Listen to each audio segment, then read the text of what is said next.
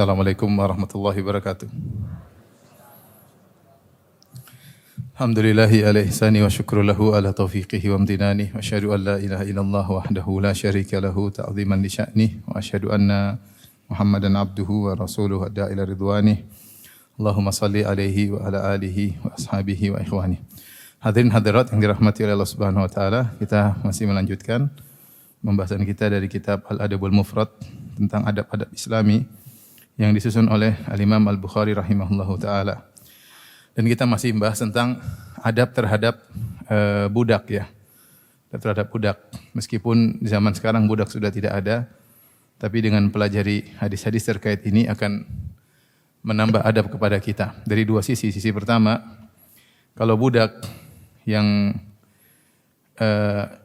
secara hukum kita miliki, boleh kita perjualbelikan, itu saja kita disuruh untuk berbuat baik kepadanya padahal sudah kita miliki, tidak kita gaji. Apa yang dikerjakan adalah hasilnya buat kita dan boleh diperjualbelikan, itu saja kita disuruh berbuat baik kepadanya, apalagi khadim atau pekerja yang bukan milik kita, yang haknya lebih tinggi daripada hak budak ya. Tentu lebih utama untuk kita tidak semena-mena. Kalau budak saja yang kita miliki tidak boleh semena-mena, apalagi pekerja kita, pembantu kita, supir kita, pegawai kita. Yang kedua, dalam sebagian lafal terkait dengan budak terkadang datang dalam lafal khadim, pembantu. Terkadang datang dalam lafal khadim, pembantu. Sehingga adab-adab terhadap budak ya bisa juga kita terapkan kepada pegawai, pembantu. Bukan berarti pembantu sama dengan budak, enggak. Tetapi lebih utama kalau budak kita perintahkan berbuat baik kepadanya, sementara dia itu kita miliki, apalagi yang tidak kita miliki, ada akad antara kita dengan dia, tentu tidak boleh lagi untuk semena-mena ya. Dan di antara kita ada yang punya pembantu, di antara kita ada yang punya supir, di antara kita ada yang punya pegawai, ya, bawahan. Makanya kita mencari pahala dengan bersikap dengan mereka ya.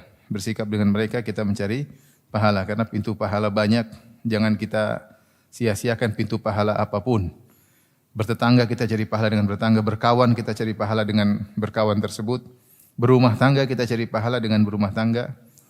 Ya, sebagai anak kita cari pahala sebagai anak, sebagai bapak kita cari pahala sebagai orang tua, ya. Di antaranya sebagai bos kita juga cari pahala. Segala pintu pahala jangan kita tutup, kita berusaha. Di antaranya kita cari pahala dengan bermuamalah dengan bawahan kita. Tapi kita lanjutkan bab 101. Bab yat'amul abdu mimma atau yut'imul abda mimma ya'kul. Yut'imul abda mimma ya'kul. Bab seorang majikan memberi makan kepada budaknya dari apa yang dia makan. Dari apa yang dia makan.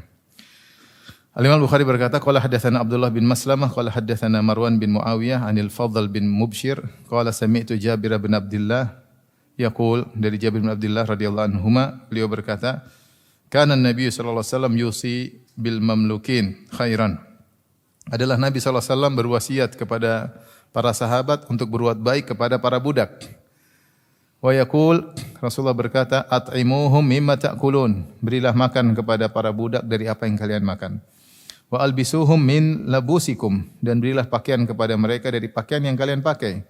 Wa la tu'adzibu khalqallah, dan jangan menyiksa para budak, karena para budak adalah makhluk ciptaan Allah Subhanahu wa taala. Pembahasan ini sudah kita ulang-ulang sebelumnya, bahwasanya di antara sunnah seorang majikan memberikan makan kepada budaknya apa yang dia makan. Dan seorang majikan memberikan pakaian kepada budaknya apa yang dia pakai, dan ini juga diterapkan oleh sebagian sahabat. Namun ini tidak sampai derajat wajib. Ini sunnah. Jika bisa dilakukan itu yang terbaik. Jika tidak bisa, yang wajib adalah memberi makan bil ma'ruf, dengan makan yang wajar. Memberi pakaian, belikan pakaian kepadanya dengan pakaian yang wajar, pakaian yang layak dan makanan yang layak. Ini yang wajib. Lebih daripada itu hukumnya sunnah. Kalau kita bisa, atau seorang majikan bisa memberi makan kepada pembantunya apa yang dia makan, diberikan pakaian kepada pembantunya apa yang dia pakai, tentunya itu sunnah ya. Tetapi kalau tidak bisa, maka Yang penting dikasihkan dengan cara yang ma'ruf. Ya tentunya melihat situasi dan kondisi, kita tidak pungkiri berbuat baik kepada pembantu, kepada bawahan, itu penting, tapi juga harus menjaga posisi mereka, karena sebagian bawahan terkadang kalau kita berlebihan dalam berbuat baik, mereka mentang-mentang akhirnya lupa dengan tugasnya, akhirnya mentang-mentang atau berubah jiwa mereka karena merasa disamakan. Maka lihat situasi dan kondisi. Tapi hukum asal seorang beri makan kepada anak buahnya dengan apa yang dia makan itu sunnah. Dan hukum asal seorang beri pakaian dari apa yang dia pakai itu adalah hukumnya sunnah. Ya. Hukumnya sunnah, namun tidak wajib. Yang wajib adalah kita memberikan makan dan minum dan pakaian yang ma'ruf, yang layak buat mereka. Makanya Rasulullah SAW katakan tadi dalam hadis ini, ya, at'imuhum mimma ta'kulun. Berilah makan kepada mereka dari apa yang kalian makan. Contoh praktik, misalnya kita pergi jalan-jalan, kita bawa pembantu atau bawa supir. Kalau kita makan dari yang sama. Misalnya kita restoran, suruh mereka pilih menu juga. Sebagaimana kita bebas pilih menu, mereka juga silakan bebas pilih menu. Jangan bilang, kamu nasi goreng aja, nasi goreng paket. 20.000. Jangan, terus kita makannya 100.000. Kita kasih nasi goreng paket itu sudah wajib. Kita enggak dosa, paham? Itu enggak dosa. Karena wajar, makan nasi goreng layak atau tidak? Enak. Tapi kalau mau sunnah, kamu pilih sendiri terserah. Kalau lebih sunnah lagi kita makan bareng dia, cuma ini karena tadi situasi dan kondisi. Tapi tidak harus. Tapi kalau kita sudah kasih makan dia seperti yang kita makan, itu sudah menjalankan apa? Sunnah. Baik, kita lanjutkan.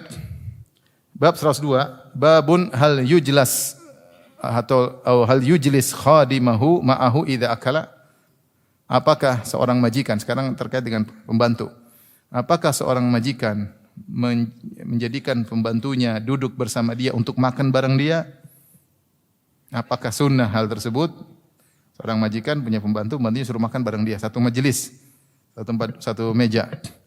Al-Imam Bukhari berkata, qala haddatsana Musaddad, qala haddatsana Yahya bin Sa'id an Ismail bin Abi Khalid an abihi an Abi Hurairah radhiyallahu anhu anin Nabi sallallahu alaihi wasallam qala, dari Nabi sallallahu alaihi wasallam beliau bersabda, idza jaa ahadakum khadimuhu bi ta'amihi falyujlishu fa illam yaqbal falyunawilhu minhu.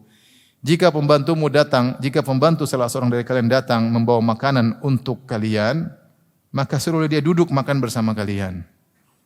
Dan jika salah seorang dari kalian pembantunya datang bawa makanan untuknya, maka suruhlah pembantunya makan bersama dia, duduk makan bareng. Fa illam yaqbal, kalau ternyata pembantunya tidak mau, falyunawilhu minhu, maka dia ambilkan buat apa? Pembantunya.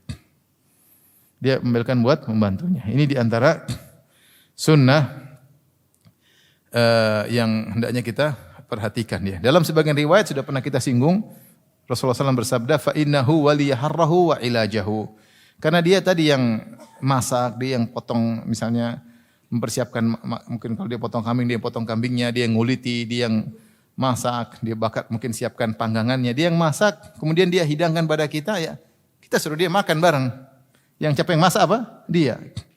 Yang capek masak dia. Sama, kita suruh pembantu mungkin pergi ke sana cari makanan, kemudian dia hidangkan, ya. Kalau dia sudah hidangkan kita suruh dia makan bareng kita. Ini sunnahnya demikian. Sekali lagi, sunnahnya demikian, tapi tidak wajib. Yang wajib kita kasih makan dia bil ma'ruf, dengan makanan yang layak, yang wajar bagi pembantu. Namun kata Nabi SAW, fa illam yaqbal, jika ternyata pembantunya tidak mau makan sama dia, mungkin dia malu pembantunya, mungkin merasa enggak nyaman, enggak enak, makannya malu-malu, dia ingin makan menyendiri, falyunawilhu, maka ambilkan buat dia terus kasihkan ke dia. Dia boleh makan tempat lain, tapi kita ambilkan makan buat dia. Dan dia lebih utama untuk makan karena dia yang masak, dia yang siapkan, dia yang hidangkan. Ya, maka seorang majikan yang baik ketika pembantunya yang sudah menyiapkan makanan, dia suruh pembantunya makan sama dia. Kalau pembantunya tidak mau, maka dia ambilkan buat pembantunya tersebut. Ya, pembantunya tersebut. Terkadang mungkin kita berpikiran kalau kita begitu nanti pembantu mentang-mentang Ustadz, nanti pembantu tidak tahu diri Ustadz. Praktekkan aja dulu ya. Sunnah Nabi lebih berkah. Sunnah Nabi lebih apa? Berkah. Ya. Tentu kita tetap menjaga sikap kita kepada pembantu, tapi yang baik-baik seperti ini coba kita kerjakan. Ya, kalau bisa kita ambilkan, kita kasih. Kita menjalankan sunnah Nabi Shallallahu Alaihi Wasallam. Kalau dia ada kesalahan kita tegur, kamu nggak boleh begitu. Kamu kan harus kerja seperti ini, tugasmu harus kerjakan. Tapi kita berbuat baik kepada dia, kita suruh, ayo makan bareng. Kalau dia nggak mau, kita ambilkan buat dia. Itu sunnah Nabi Shallallahu Alaihi Wasallam. Maksud saya jangan sampai datang was-was setan. Nanti kalau kita begitu, dia bakalan begitu. Itu buang aja dulu. Kita bisa tata hubungan kita dengan dia. Jalankan sunnah, kemudian kita tata. Kalau dia mulai kelihatan kurang ajar, tidak hormat lagi sama majikan, ya kita bisa mulai jaga jarak tertentu. Tapi jangan sejak awal kita tinggalkan sunnah Nabi Shallallahu Alaihi Wasallam. Ya.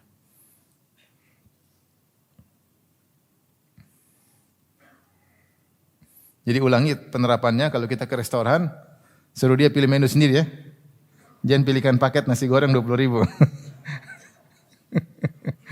Ada pembantu aja paket nasi goreng 20.000. Taib. Dan para salaf dahulu perhatian, makan bersama budak, makan bersama pembantu, mereka perhatian. Yang kita semakin hidup kekotaan, kita semakin apa? Semakin jauh dari hal tersebut ya. Kalau di kampung mungkin nggak ada, karena di kampung mungkin nggak ada pembantu. Pembantu biasanya di kota ya. Di kota ya. Intinya memang kondisi berubah, zaman sudah berubah. Tapi sebisa mungkin kita jalankan sunnah Nabi, kita jalankan sebisa mungkin. Kalau nggak memungkinkan ya sudah, nggak wajib. Ini kita bicara sunnah. Yang wajib kita kasih makan, selesai kasih gaji, kasih makan, sudah. Kita nggak dosa. Tapi kita menjalankan sunnah, berusaha kita jalankan sunnah Nabi sallallahu alaihi wasallam. Hadis berikutnya, Imam Bukhari rahimahullah berkata, qala hadatsana Bishr bin Muhammad qala akhbarana Abdullah qala akhbarana Abu Yunus Al-Basri an Ibni Abi Mulaikah qala Abu Mahdzurah kuntu jalisan inda Umar radhiyallahu anhu. Dari Abu Mahdzurah beliau berkata, suatu hari aku duduk dekat Umar, di sisi Umar bin Khattab radhiyallahu anhu. Idz jaa Safwan bin Umayyah bi jafnatin. Tiba-tiba datang Safwan bin Umayyah. Safwan bin Umayyah bin Khalaf. Safwan bin Umayyah yang masuk Islam di akhir-akhir karena bapaknya Umayyah bin Khalaf, majikannya Bilal, yang menyiksa Bilal itu bapaknya Umayyah bin Khalaf. Akhirnya Umayyah bin Khalaf tewas setelah selesai perang Badar, dibunuh oleh Bilal dan kawan-kawan. Kemudian anaknya Safwan bin Umayyah dendam sampai akhirnya dia masuk Islam belakangan. Ketika perang Fatu Makkah, Rasulullah bebaskan banyak orang-orang Quraisy. Akhirnya mereka milih masuk Islam tanpa paksaan sama sekali. Ada sekitar 2.000 orang masuk Islam ketika itu. Rasulullah padahal katakan, idhabu fa antum mutalaqa. Pergilah kalian bebas. Musyrik enggak ada masalah. Padahal Rasulullah sudah kuasai mereka. Rasulullah SAW sudah kuasai kota Mekah. Rasulullah yang penuh memaafkan, beliau berkata, idhabu fa antum mutalaqa. Pergilah kalian bebas. Makanya mereka disebut dengan at-tulaqa, yaitu orang-orang masuk Islam yang sudah dibebaskan oleh Nabi sallallahu alaihi wasallam. Akhirnya 2.000 orang masuk Islam. Safwan bin Umayyah enggak mau masuk Islam, dia kabur. Dia dendam sama Nabi karena bapaknya sudah terbunuh. Bahkan dia bilang kalau satu dunia semua masuk Islam, saya sendiri enggak apa-apa, enggak masuk Islam. Dia enggak masuk Islam. Tapi Rasulullah suruh dia datang aja tinggal di Mekah, enggak ada masalah, enggak usah masuk Islam. Kau saya kasih pengamanan, enggak usah pergi. Dia tadinya mau kabur, akhirnya dia dipanggil suruh tinggal di Mekah. Tinggal di Mekah, dia tidak mau masuk Islam. Sampai setelah itu terjadi perang Hunain. Ketika perang Hunain, Rasulullah SAW, dia masih kafir. Rasulullah pinjam alat-alat perangnya, dia kaya raya. Rasulullah pinjam alat perangnya. Kata dia berkata, "Ghasban, ini rampasan wahai Rasulullah, kau merampas hartaku?" Kata Rasulullah SAW, "Enggak, bal ariyatun madmuna," atau kama qala Nabi sallallahu alaihi wasallam. Kata Rasulullah SAW, ini pinjaman akan saya kembalikan. Akhirnya ketika perang Hunain, Rasulullah SAW mendapatkan banyak sekali ghanimah, ya, ribuan onta, ribuan kambing. Maka Safwan bin Umayyah melihat onta yang begitu banyak, kambing begitu banyak. Rasulullah SAW melihat dia suka dengan harta. Maka Rasulullah SAW kasih 100 ekor onta. Nih. Senang atau tidak? Senanglah 100 ekor onta. Kemudian Rasulullah kasih lagi yang kedua 100 ekor onta. Tambah senang lagi. Rasulullah kasih lagi yang ketiga 100 ekor onta. Akhirnya dia masuk Islam. Jadi masuk Islam. Akhirnya masuk Islam. Maka dia sebutkan kisahnya. Dia bilang tidak ada orang yang paling aku benci di atas muka bumi ini seperti wajahnya Muhammad. Fama bariha yu'tini, tapi dia selalu kasih saya sampai wajah Nabi lah wajah yang paling aku cintai. Makanya kalau orang benci sama antum kasih mobil tahap pertama. Insyaallah dia berubah, kebenciannya berubah. Kasih tahap kedua, insyaallah cinta. Yang ketiga dia lebih cinta antum daripada kedua orang tuanya. Subhanallah, ini Sofwan bin Umayyah. Akhirnya masuk Islam radhiyallahu taala anhu. Suatu hari datang bawa jafnah tempayan besar isi makanan. Yahmiluha nafarun fi aba'ah. Sekelompok orang harus memikulnya, dibawa dengan sebuah kain, dibawa. Mungkin panas atau apa dibawa. Fa wada'uha baina yaday Umar. Maka mereka letakkan makanan tersebut di depan Umar bin Khattab radhiyallahu taala anhu. Ini kemungkinan di zaman khilafahnya Umar, kemungkinannya di zaman siapa? Khilafahnya Umar. Fada'a Umar nasan masakin wa ariqa'a min ariqa'in nas haulahu. Umar bin Khattab radhiyallahu anhu kemudian manggil orang-orang miskin. Ayo sini, makan banyak sekali, panggil orang miskin. Kemudian dia panggil budak-budak yang tinggal dekat dia. Dia pergi ke tetangganya punya budak, sini. Budak-budaknya dikumpul. Budak-budak teman-temannya, tetangga-tangganya kumpul suruh makan sama dia.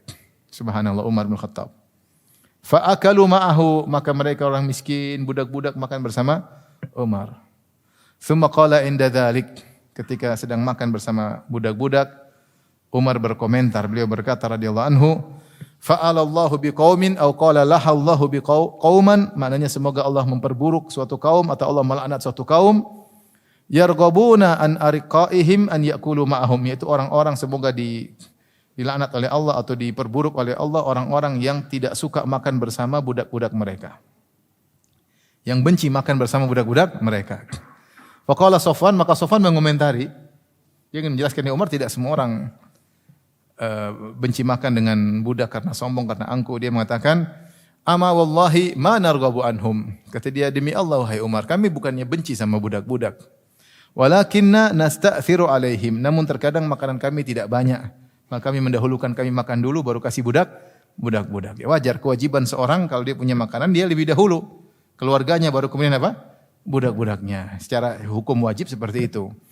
Kami terkadang tidak makan dengan budak-budak. Kenapa? Karena makanan kami tidak banyak. Sehingga kami terlebih dahulu, baru sisanya kasih para budak. La najidu wallahi minat ta'amit tayyib ma na'kulu wa nut'imuhum.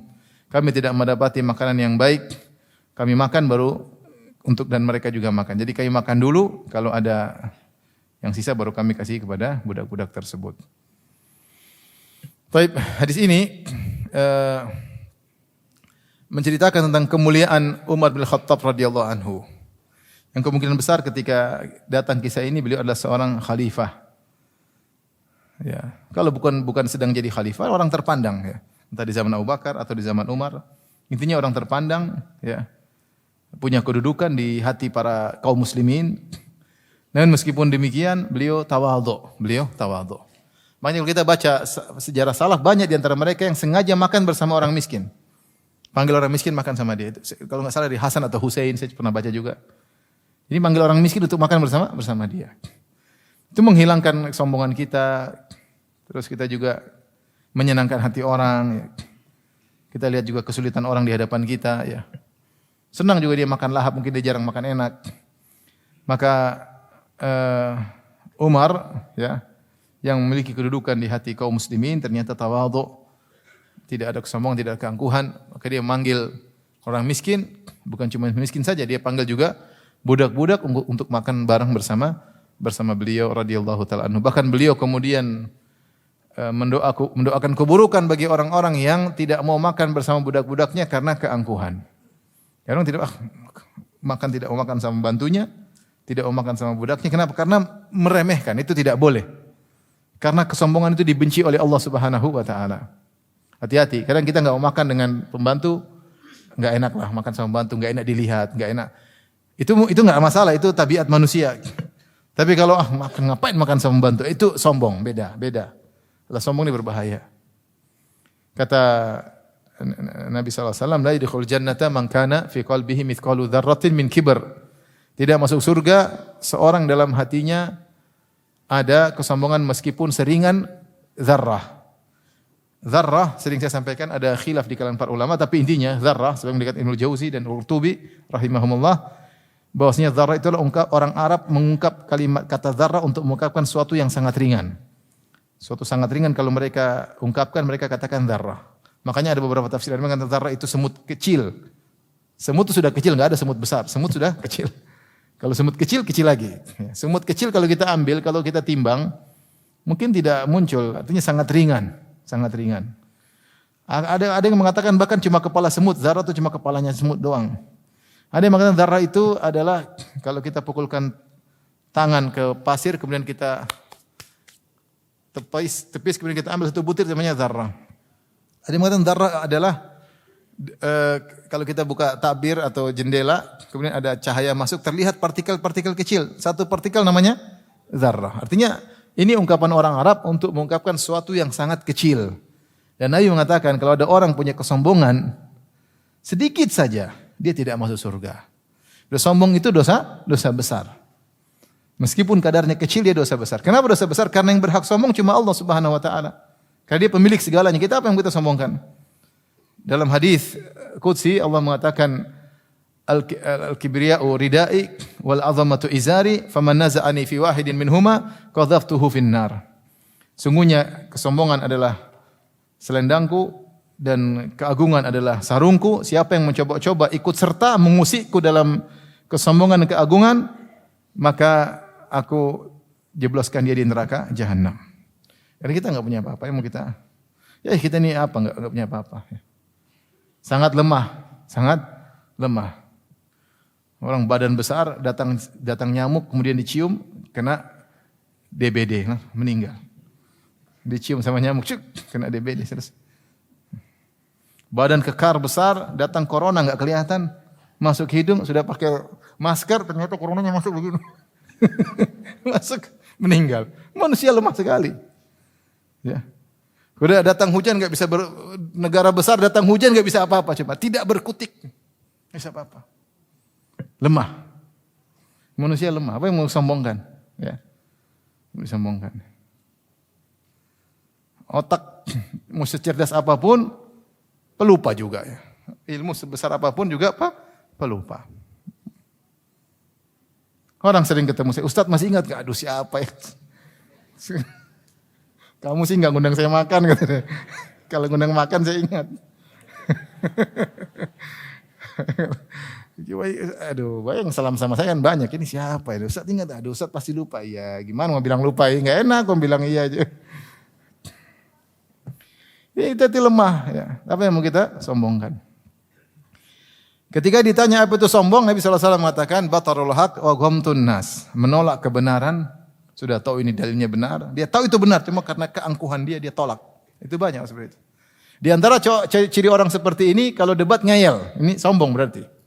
Udah tahu dia salah, dia muter kanan, dia nggak mau ngaku salah, dia kanan kiri, tahu dia salah.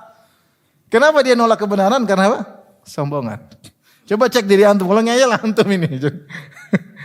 Kalau nggak sombong, oh iya benar saya salah. Tapi terkadang kita ngeyel.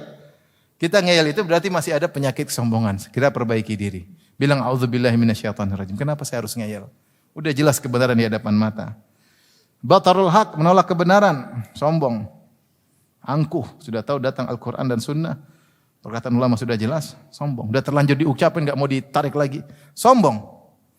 Yang kedua, ghamtun nas, merendahkan orang. Apa itu? Nah, kalau seorang majikan tidak mau makan dengan membantu, bukan sebab kesombongan, ya manusiawi. Tidak ingin makan, atau mungkin dia enak, dia makan dilihat pembantu, atau nanti bisa merubah sikap membantu. Banyak pertimbangan yang disampaikan, itu urusan lain. Tapi kalau dia tidak mau makan sama membantu karena sombong, ngapain makan sama orang gitu, merendahkan, itu tidak boleh. Nah, itu yang didoakan keburukan oleh siapa? Umar bin Khattab radhiyallahu taala anhu. Maka ketika Umar mendoakan keburukan kepada orang yang seperti ini, kata Umar, semoga Allah melaknat atau semoga Allah memperburuk orang yang enggan, tidak suka sama pembantu-pembantunya, tidak suka sama majikan-majikannya. Maka Sofwan bin Umayyah komentari, dia mengatakan, demi Allah wahai Umar, kami bukannya tidak suka sama mereka. Terkadang kami tidak ngajak makan mereka karena memang makanan terbatas. Sehingga mendahulukan dirinya dan keluarganya baru kemudian pembantu-pembantu.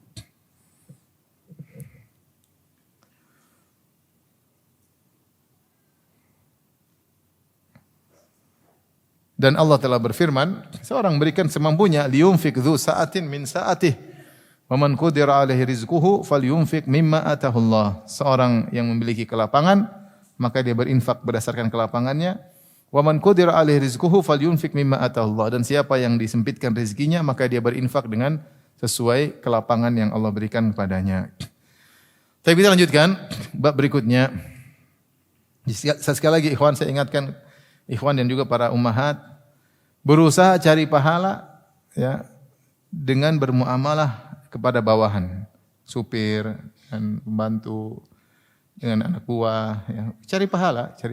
Tentu dengan tetap menjaga sikap yang baik, tapi cari pahala dengan berbuat baik dengan mereka ya. Berbuat dengan mereka. Tapi bab berikutnya bab 103, babun idza nasahal abdu li sayyidihi. Nasoha, jika sang hamba memberi nasihat kepada majikannya. Nasoha di sini bukan memberi nasihat. Nasoha itu dia melakukan yang terbaik. Disebut nasih. Seorang disebut nasih. Maksudnya dia melakukan yang terbaik. Innilakum nasihun amin. Seperti perkataan para anbiya, para nabi kepada kaumnya. Mereka mengatakan innilakum nasihun amin. Sungguhnya aku adalah penasihat yang terbaik bagi kalian. Maksudnya aku ingin yang terbaik buat kalian. Wa ansahu lakum. Dan aku menasihati kalian. Maksudnya melakukan yang terbaik ya, makanya dikatakan ad-dinun nasiha. Din nasihat bukan, karena bahasa Indonesia nasihat itu artinya memberi wejangan.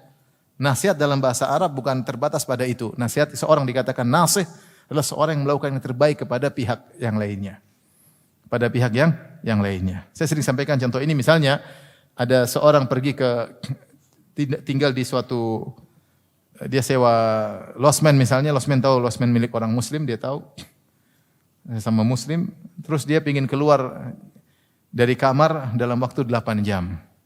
Maka kalau dia seorang yang nasih, dia matikan AC, matikan semua listrik baru dia keluar. Daripada mubazir merugikan pemilik losmen, jangan dibilang sudah bayar biarin aja. Enggak, itu tidak nasih. Nasih itu dia melakukan, kalau saya jadi pemilik losmen, kira-kira apa yang saya inginkan? Saya inginkan kalau yang sewa losmen pergi, semua listrik dimatikan, AC dimatikan agar tidak bayar listrik lebih mahal. Seperti itu namanya nasih, melakukan yang terbaik kepada orang di hadapannya. Makanya dinun nasihah, din adalah agama nasihat. Nasihat kepada liman ya Rasulullah, kepada siapa? Lillahi wa li rasulihi wa li kitabihi wa li aimmatil muslimin wa ammatihim. Nasihat kepada Allah, nasihat kepada Rasulnya, nasihat kepada pemimpin kaum muslimin, dan nasihat kepada orang kaum muslimin secara umum. Apa maksudnya nasihat kepada Allah? Bukan beri wejangan kepada Allah, enggak, tapi melakukan yang terbaik sebisa mungkin kepada Allah. Taat kepada perintahnya, menjauhi larangannya. Nasihat kepada Al-Qur'an maksudnya apa? Menasihati Al-Qur'an bukan, maksudnya jalankan Al-Qur'an semaksimal mungkin, dibaca, dipahami, ditadaburi, diamalkan, itu namanya nasihat kepada Al-Qur'an. Nasihat kepada Rasulullah maksudnya menjalankan sunnah-sunnahnya. Membenarkan apa yang dikatakan oleh Nabi, menjalankan perintahnya. Kalau sudah jelas dari perintah Nabi, tidak usah pikir panjang, tidak usah pakai berlogika. Nabi perintah, jalankan. Ya, jalankan. Itu namanya nasih. Nah, seorang hamba kalau dia berbuat yang terbaik pada budaknya. Ini apa namanya? Rasulullah pernah mengambil baiat kepada para sahabat, yansah likulli muslim, berbuat yang terbaik bagi setiap muslim. Siapa yang melakukan ini, dia dapat pahala besar. Dia berhadapan dengan siapapun, dalam benaknya langsung saya ingin lakukan terbaik buat dia. Apa yang bisa saya lakukan? Misalnya kita, apa yang terbaik bagi istri? Pikirin. Tentunya semampu kita. Semampu kita. Apa yang terbaik bagi anak saya? Pikirin. Pikir. Semampu kita lakukan. Ada kawan, apa yang bisa terbaik bagi dia? Apa yang terbaik? Pikir. Ada tetangga, apa yang saya nasih kepada tetangga saya? Apa yang terbaik bisa saya lakukan? Tentunya yang mungkin kita lakukan ya, karena kita memiliki keterbatasan, tenaga, fisik, ekonomi semua terbatas. Maka kita memikirkan apa yang bisa terbaik yang kita lakukan. Dan ini wasiat Nabi kepada para sahabat, yansah likulli muslim. Setiap ketemu muslim yang lain dia berusaha yang terbaik. Dokter misalnya, apa yang bisa lakukan terbaik bagi pasien saya? Dia pikir yang terbaik apa yang bisa saya lakukan. Dapat pahala.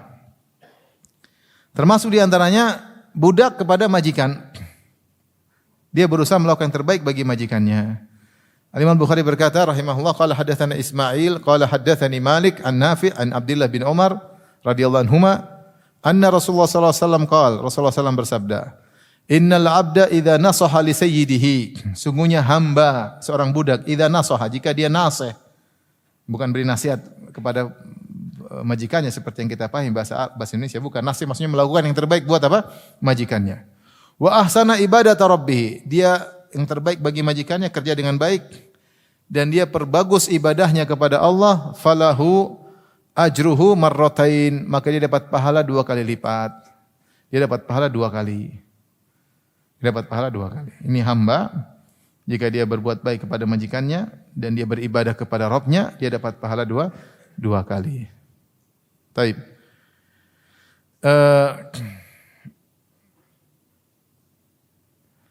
Apa yang dimaksud dengan seorang hamba, seorang budak berbuat nasihat kepada majikannya itu dia menjalankan tugasnya dengan baik. Apa yang diperintahkan oleh majikannya dia kerjakan. Dia tidak membangkang perintah majikannya kecuali kalau majikannya memerintahkan kepada maksiat karena Rasulullah bersabda la ta'ata li makhluqin fi maksiatil khaliq. Tidak ada ketaatan kepada makhluk manapun. Mau majikan, mau orang tua, mau pemerintah, siapapun, mau raja, jika menyuruh kepada maksiat maka jangan ditaati. Adapun jika menyuruh kepada kebaikan atau perkara yang diperbolehkan, maka sang budak hendaknya taat. Dia berusaha menjalankan kewajibannya dengan sebaik mungkin. Dia bukan kerja asal-asalan, enggak. Dia kerja dengan sebaik yang bisa dia lakukan. Makanya disebut dia abdun nasih. Hamba atau budak yang nasih, yang melakukan yang terbaik. Selain dia menjalankan kewajibannya terhadap majikannya, ternyata dia juga ahsana ibadatahu. Ternyata dia juga berbaiki ibadahnya kepada Allah Subhanahu wa taala. Maka dia telah mengumpulkan 2 pahala yang besar. Pahala pertama, pahala bekerja dengan baik kepada majikannya. Pahala yang kedua adalah pahala beribadah kepada Rabb-Nya. Tapi dari sini isyarat kepada kita, ikhwan dan akhwat, Bapak dan Ibu rahmatillah subhanahu. Kalau kita punya pekerja, mau dia supir, mau pembantu atau pegawai, ketika dia beribadah kasih dia sarana untuk beribadah. Atau kita suruh dia beribadah, kamu kalau lagi sholat jangan lupa sholat. Kita ingatkan untuk apa? Ibadah. Agar dia dapat pahala double. Pahala bekerja dengan kita dengan baik dan juga pahala beribadah kepada Allah Subhanahu wa taala ya. Kasih kesempatan. Mudah-mudahan kalau kita kasih kesempatan dia untuk beribadah kita juga dapat pahala. Kita juga dapat pahala. Jangan sampai kita menjebak pembantu kita sehingga kita enggak pedulikan ibadah dia. Jangan. Supir kita tidak kita pedulikan ibadahnya. Udah kamu enggak urusan. Yang penting saya salat, kamu urusan kamu. Ya. Nggak, kita juga mikir supaya dia juga bisa beribadah. Kalau kita lagi keluar sama pembantu tanya, mungkin dia enggak enak sama kita. Terkadang namanya orang awam, dia tidak salat gara-gara ngurusin kita. Ya kita yang tugasnya kita ingatkan, udah salat belum? Salat dulu.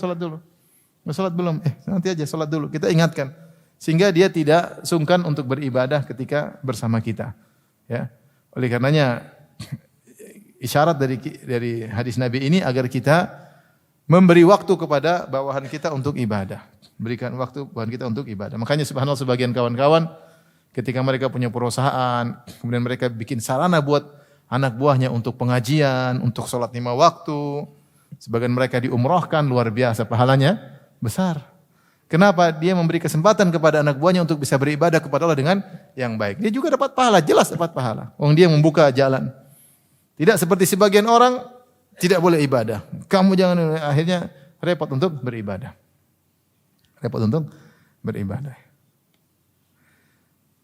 Saya pernah waktu pengajian online ada dari Amerika. Ustaz, saya kerja di kota tertentu. Sulit, saya nggak bisa sholat Jumat, dilarang kita sholat. Jam segitu dilarang. Gimana Ustaz? Saya bilang keluar dari kerjaan. Gimana? Cari duit sampai nggak sholat. Memang nggak bisa makan di sini. Sini Cianjur masih banyak beras. Cianjur di Karawang banyak. Pulang-pulang sini. Hidup cuma sekali gara-gara kerja nggak dapat duit berapa sih? Subhanallah. Makanya kalau ada kita kebetulan Allah takdirkan kita jadi majikan, kita punya anak buah, kasih mereka sarana untuk apa? Beribadah. Dan kalau mereka beribadah dengan baik, insyaallah mereka juga kerja baik. Mereka tahu tanggung jawab. Mereka ingat sama Allah. Ya. Yang jelas dia dapat pahala double seorang hamba jika menjalankan kewajibannya dengan terbaik bagi tuannya dan juga ahsana ibadatahu dan dia juga beribadah kepada Allah dengan baik. Falahu ajruhu marratain, maka dia mendapatkan pahala 2 kali lipat. Ya. Maksud saya jangan sampai kita ada pembantu atau supir tidak kita pedulikan ibadah mereka. Kalau kita sudah suruh dia enggak mau, itu urusannya dengan Allah. Tapi kita nasihati, ya, nasihati. Sudah pembantu misal di rumah bantu. Ibu udah sholat? Belum, masih datang bulan. Sudah seminggu udah sholat, datang bulan udah habis. Alasan terus, ya sudah. Yang penting kita sudah apa? Sampaikan. Sudah sampaikan. Ya. Jangan sampai kita biarin aja Anda. Jadi enggak pakai jilbab, suruh pakai jilbab. Pakai jilbab, Bu. Kan ada suami saya nanti melihat. Ya udah tua enggak pakai jilbab. Pakai jilbab, Bu. Pakai. Kita belikan jilbabnya ya. Seperti itu. Berusaha dia menjalankan syariat ya. Agar rumah kita juga berkah.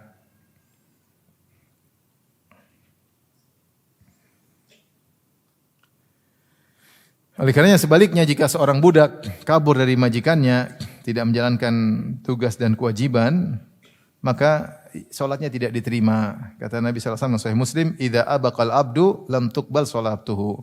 Jika hamba atau budak kabur tidak diterima salatnya. Hadis berikutnya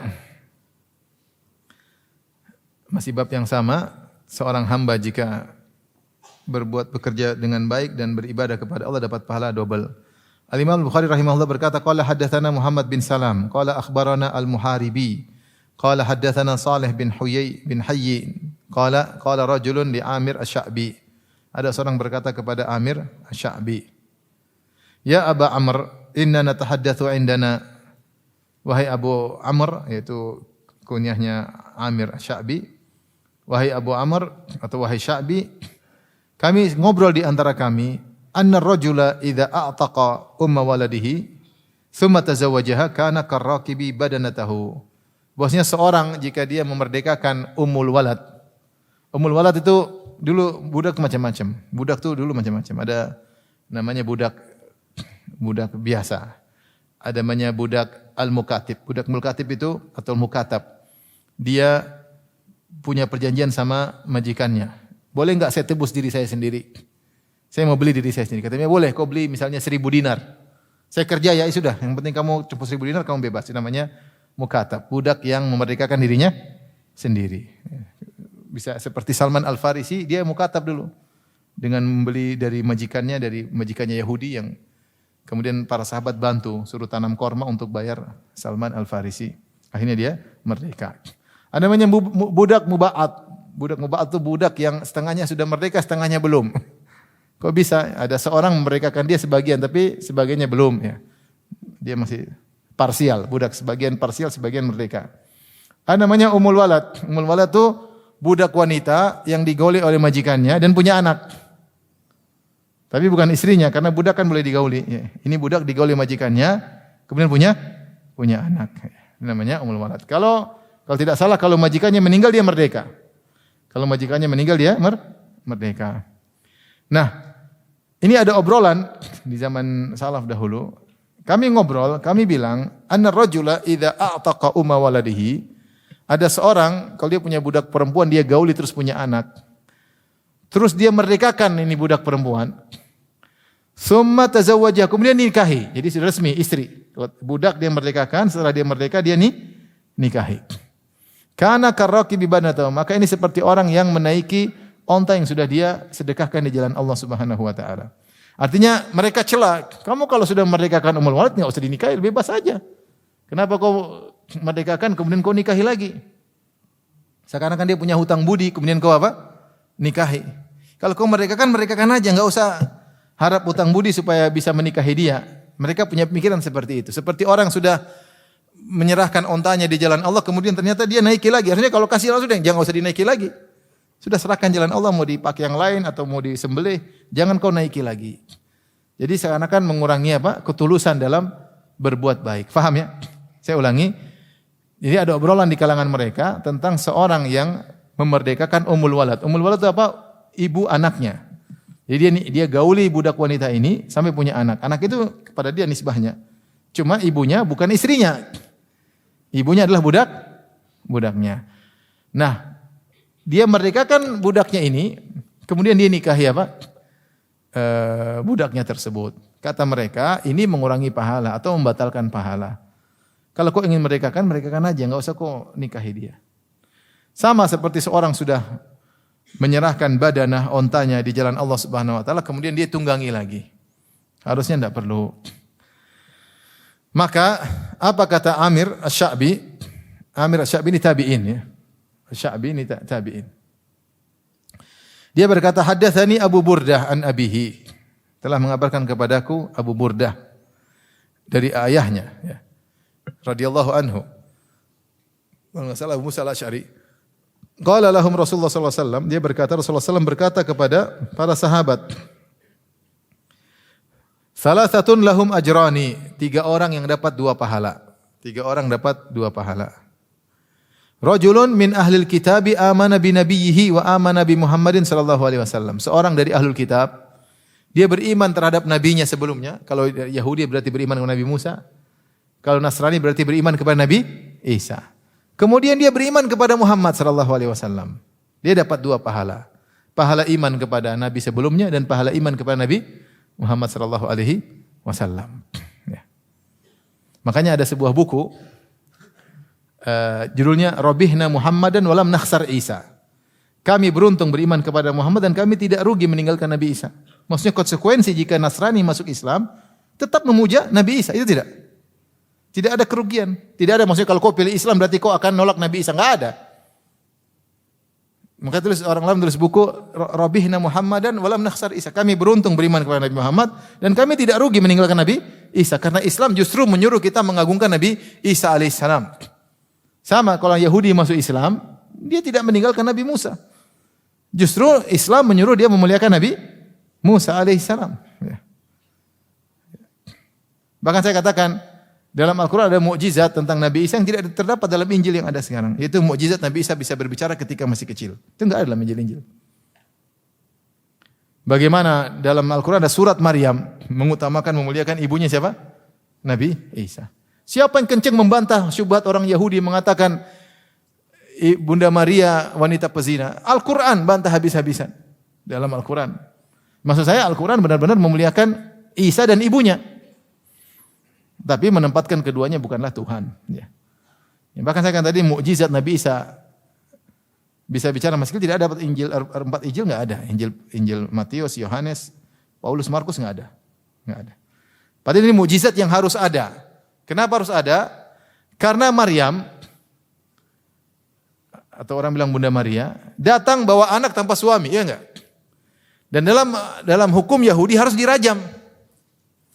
Dalam hukum Yahudi kalau ada orang berzina dirajam ya.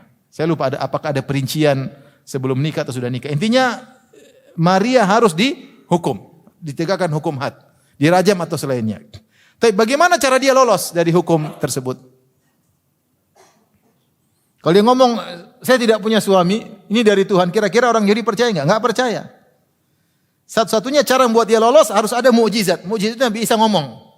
Makanya Bunda Maria tidak dirajam atau tidak dihukum had, tidak dicambuk. Apa yang buat dia bisa selamat? Tidak ada jalan kecuali Nabi Isa pernah ngomong ketika masih apa? Kecil. Kalau enggak harus ditegakkan hukum. Karena enggak mungkin mereka percaya. Makanya mukjizat Nabi Isa bisa ngomong masih kecil itu mukjizat penting. Tapi dalam Injil-Injil yang ada enggak ada sekarang. Injil yang 4 yang diakui. Mungkin dalam Injil yang lain ada yang tidak diakui. Oleh karenanya maksud saya kalau seorang masuk Islam dia tidak rugi terhadap Nabi Isa alaihissalam. Dia beruntung beriman Nabi Muhammad sallallahu alaihi wasallam dan dia tidak rugi terhadap Nabi Isa karena dia tetap beriman kepada Nabi Isa. Dan dia akan mendapatkan pahala dua kali. Ya. Pahala dua kali. Beda kalau seorang murtad dari Islam kepada Nasrani harus menolak Nabi Muhammad, paham? Harus menolak Nabi Muhammad sallallahu alaihi wasallam. Sama, seorang murtad dari Nasrani ke Yahudi harus menolak Nabi Isa. Yahudi tidak menerima Nabi Isa. Nasrani tidak menerima Nabi Muhammad. Tapi kalau masuk Islam semua nabi diakui. La nufarriqu baina ahadin min rusulih. Kami tidak membedakan satu dengan yang lain. Semuanya adalah utusan Allah Subhanahu wa taala. Tapi di antara orang yang dapat pahala 2 kali adalah yang beriman kepada Nabi sebelumnya dan beriman Nabi Muhammad. Makanya ketika Nabi Muhammad SAW kirim surat kepada Raja Heraklius, ila Herakl azimir Rum, kepada Heraklius pembesar Romawi. Aslim taslam. Masuk Islamlah engkau dan kau akan selamat. Yu'tikallahu ajraka marratain. Allah akan berikan kau pahala 2 kali. Pahalamu sebagai Nasrani karena beriman kepada Nabi Isa, dan pahalamu sebagai Muslim beriman kepada Nabi Muhammad SAW. Terus Nabi Muhammad SAW kasih peringatan, ya. Kalau kau tidak fa in tawallait, kalau kau tidak mau beriman kepadaku, fa alaika ismul arisiyin, kau akan menanggung dosa rakyatmu. Ancaman, subhanallah, kasih targhib tarhib. Motivasi dan ancaman. Motivasi, kau masuk Islam, pahala 2 kali. Kau tidak masuk Islam, rakyatmu kau tanggung dosanya. Situlah goyang Heraklius. Dia tahu bahwasanya Muhammad ini utusan Allah. Apalagi setelah dia diskusi dengan Abu Sufyan. Dia tanya-tanya tentang Nabi Muhammad, bagaimana, kata dia benar semua.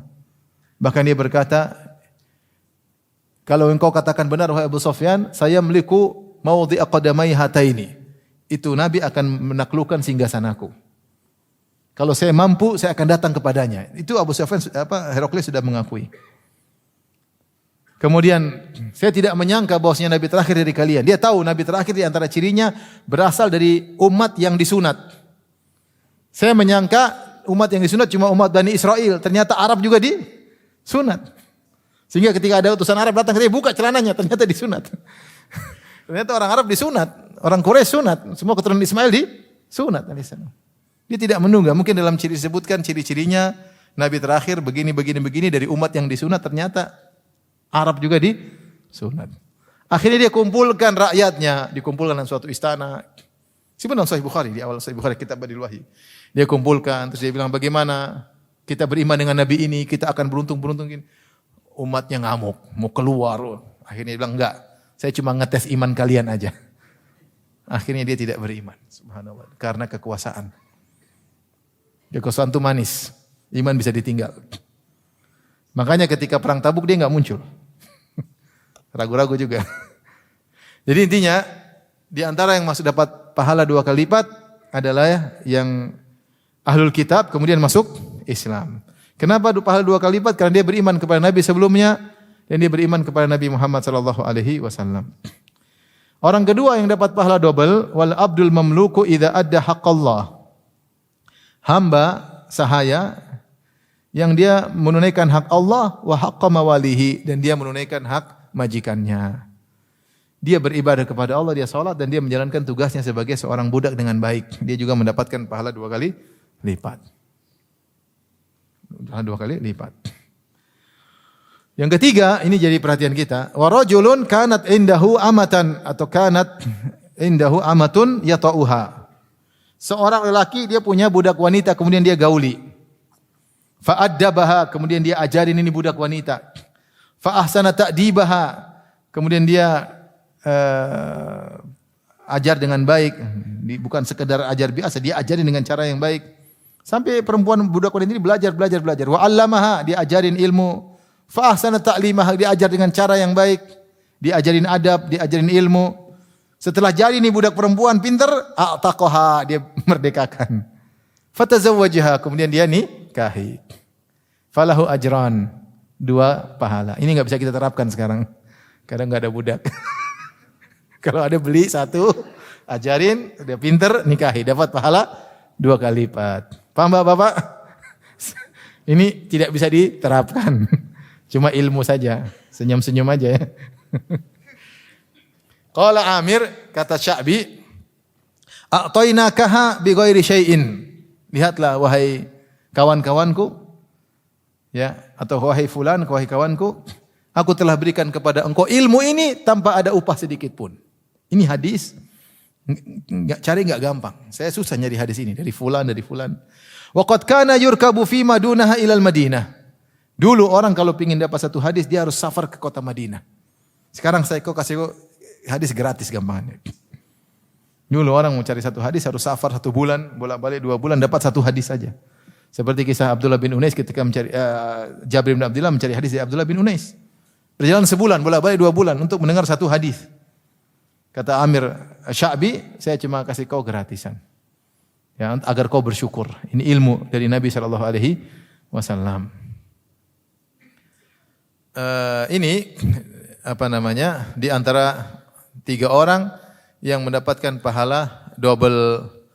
Di antaranya budak yang menunaikan hak Allah dan menunaikan hak majikannya. Ya. Bahkan ketika dia kabur dari majikan, meskipun dia sholat tidak diterima. Meskipun dia sholat tidak diterima. Karena dia melalaikan hak majikannya. Syekh Abdul Razak hafizahullah taala menyebutkan Al-Imam Suyuti rahimahullah taala membuat satu buku khusus tipis judulnya Matla'ul Badrain fi man yu'tauna ajrahum marratain. Tentang apa namanya? Dia mengumpulkan hadis-hadis tentang orang-orang yang dapat pahala 2 kali. Dia disebutkan sini dia sebutkan hadis-hadis yang menyebutkan orang-orang dapat pahala 2 kali lipat. Namun hadisnya ada yang sahih, ada yang dhaif, ya. Namun dia kumpulkan dalam satu buku. Ada yang mengatakan sampai 30 orang, 30 model orang yang dapat pahala 2 kali lipat. Di antaranya kita baru tahu 3. Ya mungkin harus baca buku Imam Suyuti tersebut. Siapa sih orang-orang yang dapat pahala 2 kali lipat? Disebut sampai 30 orang. Taib. Hadis berikutnya Al-Imam Bukhari berkata qala hadatsana Muhammad bin Al-Ala qala hadatsana Abu Usama an Barid bin Abdullah atau an Buraid bin Abdullah an Abi Burdah an Barid bin Abdullah an Buraid bin Abdullah an Abi Burdah an Abi Musa qala Abu Musa al-Asy'ari radhiyallahu anhu qala beliau berkata qala Rasulullah sallallahu alaihi wasallam bersabda al-mumlukul ladzi yuhsinu ibadata rabbih, seorang budak yang dia memperbagus ibadahnya kepada Allah, wa yuaddi ila sayyidihi alladhi furid, dan dia menunaikan kewajibannya kepada majikannya, at-ta'ah wan nasihah, dia taat kepada majikannya dan dia melakukan yang terbaik bagi majikannya, lahu ajran, bagi dia dua pahala. Ini maknanya sama. Maka seorang budak dia menggabungkan keduanya. Jangan dia menyepelekan salah satunya. Bekerja yang terbaik buat majikannya dan juga ibadah yang terbaik buat apa? Allah Subhanahu wa taala. Jangan sampai dia ibadah kepada Allah benar namun ternyata tidak menunaikan kewajiban sebagai budak. Atau sebaliknya, jangan sampai dia melaksanakan kewajiban sebagai budak ternyata tidak beribadah kepada Allah dengan benar. Ada waktu salat dia enggak salat, ya. Maka dia mendapatkan 2 pahala, ya. Tapi hadis berikutnya sama. Maknanya sama. Imam Bukhari berkata qala haddatsana Musa qala haddatsana Abdul Wahid qala haddatsana Abu Burdah an Abdullah bin Abi Burdah qala sami'tu Abu Burdah yuhadditsu an abihi qala Rasulullah sallallahu alaihi wasallam Rasulullah bersabda al mamluk lahu ajrani idza adda haqqallahi fi ibadatihi. Budak mendapatkan 2 pahala jika dia menunaikan hak Allah dalam ibadahnya. Au qala fi husni ibadati, atau ketika dia beribadah dengan baik kepada Allah, wa haqqa malikihi alladhi yamlikuhu, dan juga menunaikan hak majikannya yang memilikinya, yang sebagai pemilik dia, pemilik dirinya. Sama ini maknanya, Rasulullah mengabarkan budak mendapatkan 2 pahala, ya, jika mengerjakan 2 hal ini, taat kepada Allah dan taat kepada majikannya. Tapi berikutnya, qala babul abdi ra'in, babun al abdu ra'in. Bab hamba adalah penanggung jawab. Hamba adalah penanggung jawab. Dan namanya penanggung jawab akan ditanya oleh Allah tentang tanggung jawabnya. Ya, meskipun dia berada pada skala paling rendah dalam suatu rumah tangga, hamba, budak, namun dia juga punya pertanggungjawaban. Ada amanah yang dibebankan kepada dia dan dia akan diminta pertanggungjawaban oleh Allah. Suatu hari dia akan berdiri di hadapan Allah dan dia akan ditanya oleh Allah Subhanahu wa taala. Jangan dia merasa saya budak, saya tidak ada tanggung jawab. Ada. Jangan seorang merasa pembantu saya tidak tanya, ada, kau pembantu ada tanggung jawabmu. Apalagi jangan merasa saya orang ibu rumah tangga, ada tanggung jawabmu. Kau akan ibu-ibu akan diberdirikan di hadapan Allah, akan ditanya tanggung jawab terhadap urusan rumah tangganya, apalagi suami. Al-Imam Bukhari berkata, qala hadatsani Ismail bin Abi Uwais qala hadatsani Malik an Abdullah bin Dinar an Ibni Umar anna Rasulullah sallallahu alaihi wasallam qala kullukum ra'in, setiap kalian adalah penanggung jawab.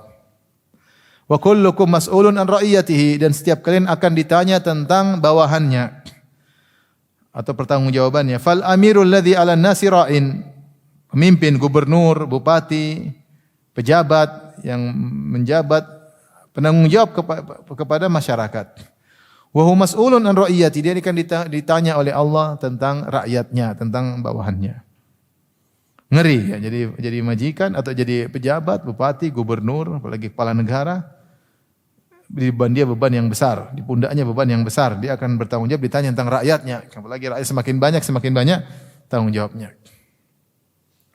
Umar pernah berkata, ya, "Law atharati baghla fil Iraq, la dhanantu anna Allah yas'aluni atau sa'iluni lima lam tusawwil lahat tariq ya Umar." Kata Umar, seandainya ada seekor begol di Irak, dan Umar lagi di Madinah, namun kekuasaan Madinah itu luas sampai di Irak. Dan Irak di bawah kekuasaan kaum muslimin ketika itu, dan Umar sebagai khalifah radhiyallahu anhu. Beliau berkata, seandainya ada begol itu adalah persilangan antara kuda dan himar. Kalau begol tersebut tersungkur di suatu jalan di Irak karena jalan enggak rata kemudian tersungkur, menurutku Allah akan bertanya kepadaku, "Wahai Umar, kenapa kau tidak luruskan jalan buat si begol di Irak?" Bagaimana Umar ketika menjalankan pemerintahan benar-benar merasakan tanggung jawab yang luar biasa. Sampai dia bilang bukan manusia yang tersungkur, hewan tersungkur gara-gara dia tidak bikin jalan benar, dia akan ditanya oleh Allah Subhanahu wa taala. Dan bukan di Madinah, di Irak, jauh. Karena dia kepala negara khilafah kaum muslimin ketika itu, dia bilang, saya menyangka, menurutku Allah akan tanya kepada saya, kenapa kau tidak ratakan jalan? Berat atau tidak jadi penguasa? Berat, tapi banyak yang suka. Insya Allah bisa bertanggung jawab. Bayangkan, tidak mudah. Masih kita bisa bayangin, tidak semudah yang kita bayangkan. Makanya al-fal amir ladzi 'alan nasi ra'in, penguasa yang menguasai masyarakat, dia penanggung jawab, dia ditanya oleh Allah. Wa huwa mas'ulun an ra'iyati, dia akan ditanya oleh Allah tentang rakyatnya. Wa rajulu ra'in 'ala ahli baitihi, dan seorang laki adalah pemimpin atau penanggung jawab di rumahnya. Wa huwa mas'ulun an ra'iyati, dan dia akan diminta pertanggungjawaban atas anggota rumah tangganya. Kita suami akan ditanya istri kita juga akan ditanya. Gimana istrimu, diurus belum? Anakmu, pembantumu, supirmu, semua yang di dalam rumah tanggung jawab kita sebagai seorang apa? Suami. Ya. Gimana kalau rumahnya 2? Tambah besar enggak tanggung jawabnya? Gimana kalau rumahnya apa? 3. Gimana kalau rumahnya 4? Tambah banyak enggak? Banyak tidak? Tambah banyak, bertanggung jawab, tambah banyak. Tambah berat. Ya Bapak, tambah berat atau tidak? Hah? Senyum-senyum aja. Beratlah, semakin banyak bertanggung jawaban. Wa abdur rajuli, kemudian Rasulullah berkata, wa abdur rajuli ra'in ala mali sayyidihi, dan ingat budak penanggung jawab atas harta tuannya. Wa huwa mas'ulun anhu, dan dia akan ditanya tentang harta tuannya. Ala kullukum ra'in, ketahuilah kalian semua adalah penanggung jawab. Wa kullukum mas'ulun an ra'iyatihi, dan setiap kalian akan ditanya oleh Allah tentang bawahannya, tentang pertanggungjawabannya. Tentu bertingkat-tingkat. Tentu bertingkat-tingkat.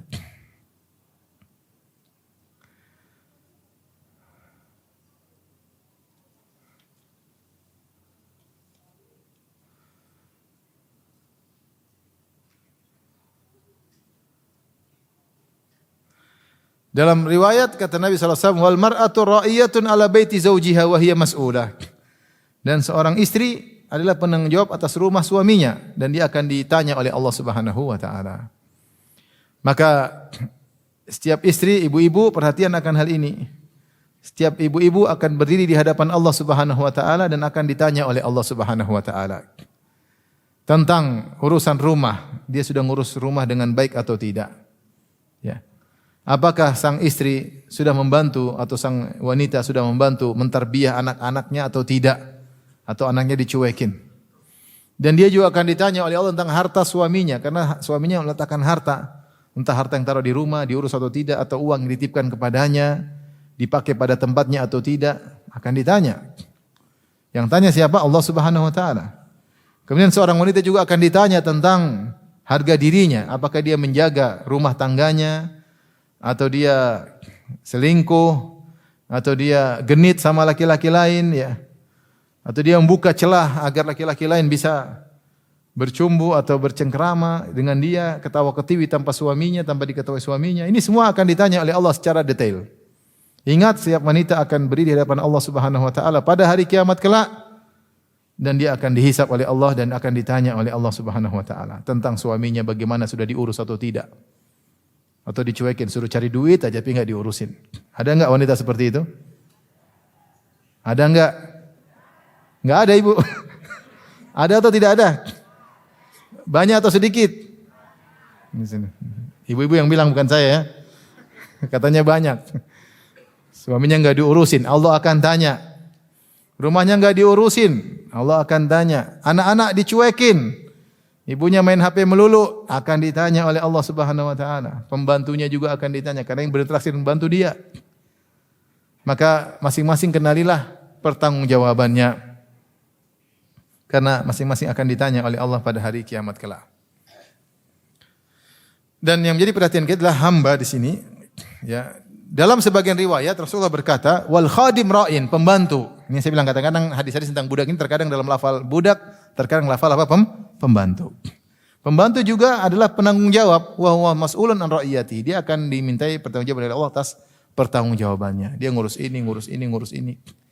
Maka akan ditanya oleh Allah Subhanahu wa ta'ala. Ya, maka seorang membantu atau kemudian pegawai jangan asal kerja ya. Dia tahu pekerjaan dia adalah amanah. Dia akan ditanya oleh Allah Subhanahu wa taala. Kalau dia kerja sudah semaksimal mungkin, ya serahkan kepada Allah Subhanahu wa taala. Tapi dia enggak boleh teledor, enggak boleh teledor. Mungkin dia lupa, dia cuek, tapi Allah tidak lupa. Ahsahullahu wa nasuh. Allah meliputi semua meskipun mereka lupa. Kemudian Nabi ingatkan, ala kullukum ra'in wa kullukum mas'ulun an ra'iyatihi. Ketahuilah bahwasanya setiap kalian adalah penanggung jawab, pemimpin, dan masing-masing kalian akan ditanya tentang pertanggungjawaban yang dibebankan kepadanya.